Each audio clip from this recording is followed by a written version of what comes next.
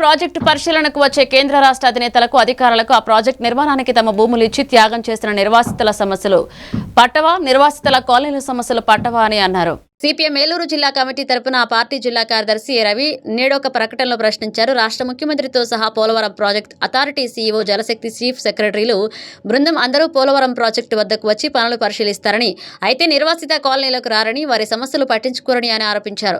CAG నివేదికలో పునరావాసం కేవలం 11% మాత్రమే చేశారని, ప్రాజెక్టు నిర్మాణం 70% చేశారని తెలిపిన విషయాన్ని ఆయన గుర్తు చేశారు. నిర్వాసితులకు పట్టించుకోవడం లేదని, వారిని సమస్యలు పరిష్కరించడం లేదని, వారికి మౌలిక వసతులు కల్పించడం లేదని కాగ్ అక్షంతలు వేసినా కూడా కేంద్ర రాష్ట్ర ప్రభుత్వాలకు చలనం లేకుండా పోయిందన్నారు. అథారిటీ సీఈఓ గారు వచ్చారు, జలశక్తి చీఫ్ సెక్రటరీలు వచ్చారు, బృందం వచ్చింది. కానీ చిత్రం ఏంటంటే యథా రాజా తదా ప్రజా అన్నట్టుగానే ముఖ్యమంత్రి ప్రాజెక్టు దగ్గరికి వస్తాడు, నిర్వాసితుల్ని అమరావతి పిలిపించుకుంటాడు. వీళ్ళు కూడా ప్రాజెక్టు పరిశీలన చేస్తారు, నిర్వాసితుల మీద సమీక్ష చేస్తామని చెప్తారు. ఏంటి సమీక్ష చేసేది? మీరు ఒక్క చోటైనా నిర్వాసిత ప్రాంతం దగ్గరికి వెళ్ళి మీ పునరావాసం ఎట్లా ఉందో తెలుసుకోవాలి కదా.